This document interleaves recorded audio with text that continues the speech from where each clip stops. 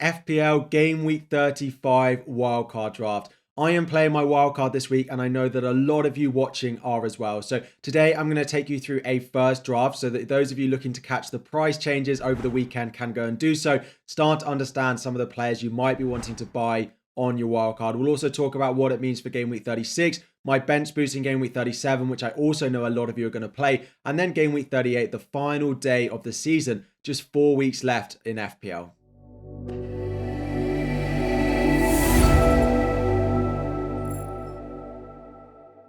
What is up, everyone? FPL Harry here, and welcome back to another video. Before we dive in, 1,000 likes at the aim. Subscribe if you are new around here as well. And Game Week 34 has only just begun, so it's a really weird time for me to be releasing a video. I get that. Some of you might be a little bit confused, but it is wildcard week, and I know that over 50% of active managers also have their wildcard available and will likely be playing it this week after the double that has just started in Game Week 34. So I'm going to take you through what my first draft looks like. So some of you can potentially be looking to catch price changes on both Saturday and Sunday evening if you want to try and make up the best value and build the best squad you can for the final weeks of the season. Now, the key reason that we're playing the wildcard now is we've had the double in Game Week 34. Now we've got a double in Game Week 35, and then we've got a double in Game Week 37. And what's of course key is all those teams who've just doubled or in the double at the moment in Game Week 34, none of them double between now and the end of the season. So we all went big on Crystal Palace, Arsenal and Liverpool. We're yet to see whether that has paid off or not.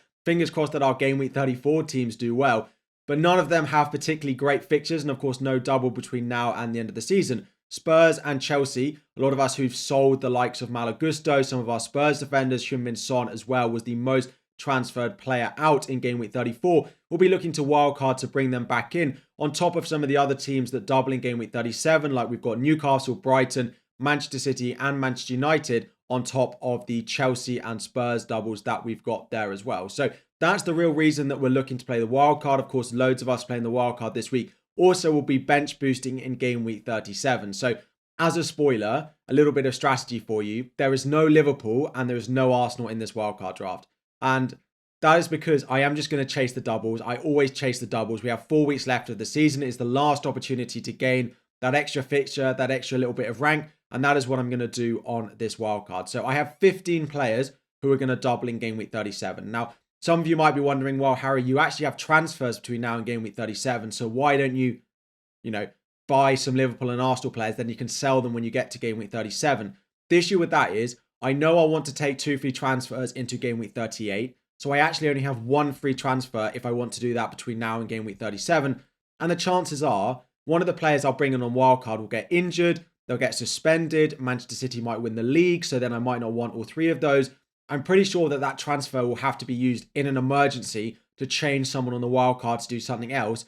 And if I start with a player who I don't want on my bench boost in Game Week 37, I'll then have to sell them and then fix the issue, which then starts to creep into -4s, -8 territories if I still want to, do the bench boost, which I don't have long left to play it. So I will be wildcarding basically with the team I expect to have in Game Week 37 and then use my free transfer if I need it to, fix an issue if one does arise. So let's dive into that free hit draft. In goal, we are going to spend a lot on goalkeepers, but because we don't have Saka or Salah in this draft, you have a lot of money to spare.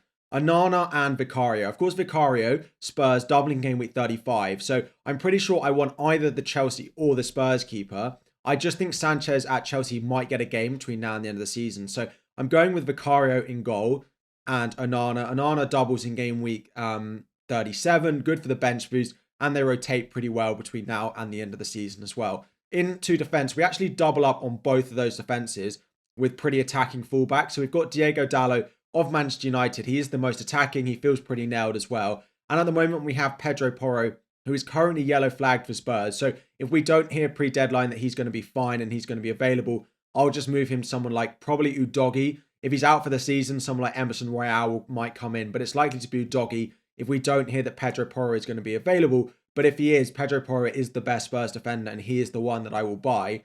Elsewhere, we've gone with a Chelsea defender. I just still don't expect to see Reece James start a game this season as a Chelsea fan. So Malo Gusto does keep his place.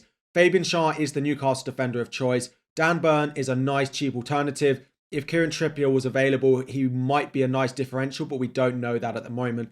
5.5, 5.6 million for Shah just feels like quite a good middle ground between Burn and Trippier, and he's been great for attacking returns recently. And then we have our first of the 3 Manchester City players for their double in Gvardiol in defence. The issue is, if they do win the league before the end of the season, rotation will go crazy. So there is a little bit of doubt about him. Could I go Edison in goal? But if they win the league, then Ortega might get some minutes. So at the moment, it's Gvardiol, but that could change potentially over the next few weeks, depending on what we see this weekend over the next few games, about when we expect Manchester City to potentially lift the title. We actually need, despite me not owning any Arsenal and Liverpool players on my wildcard, I actually need them to keep winning, because if they keep losing, despite that being good for my FPL team because I don't own them, it will mean that Manchester City win the league earlier, and then I have to sell them because there'll be rotation like crazy at the end of the season. Anyway, into midfield. To be honest, I think you'll see midfields almost identical across most free hit drafts. Foden is in there, again, the cheapest of the sort of match. No, I'm not going De Bruyne, basically. 8.2, feels nailed. He's had a rest recently. Yeah, he's definitely going to be in my wild card with the fixtures they've got coming up. And now they're not in the Champions League as well. Rotation that maybe we expected in game weeks 35, 36 is likely to be much less, as they basically just chase the Premier League. Son is in there for their double-double. Anthony Gordon is the first of the Newcastle attackers. Not going without him. The fixture run is great. Yeah, they're still fighting for places in the league. No chance I go without him. Such a good prize. I've gone with Bruno Fernandes over Alejandro Garnacho. I had the money. When you get towards the end of the season, if Manchester United don't have as much to play for, Rashford could start games, Antony could start games, whereas Fernandes is basically going to be rolled out for every single Manchester United game. He's on some set pieces and he's on penalties as well. I don't really need to talk about Cole Palmer being the final mid.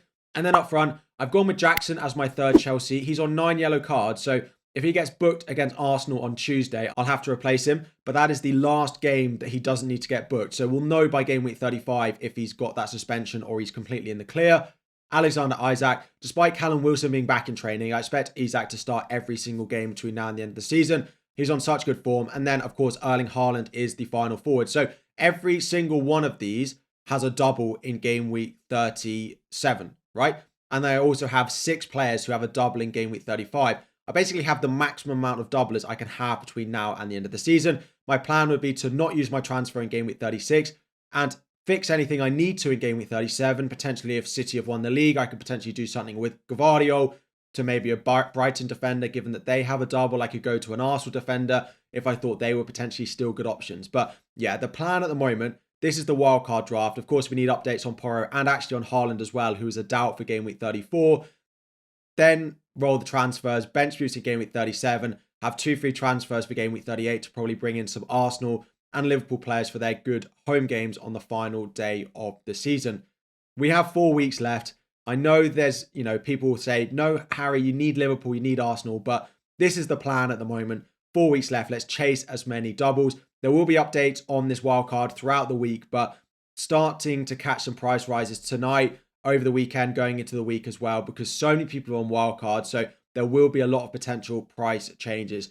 The wildcard chip actually isn't active for me yet. I probably won't activate it until maybe Thursday, Friday this week, but it is the chip that I'm going to be playing this week. So thank you all for watching. 1,000 likes is the aim. Subscribe if you are new around here. Good luck in game week 34. I know we're already talking about game week 35, but it is wildcard week. Thank you all for watching, and I'll be back again very soon.